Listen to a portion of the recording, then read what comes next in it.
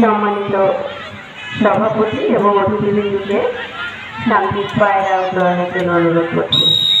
উঠছে বাংলার প্রত্যাকাশে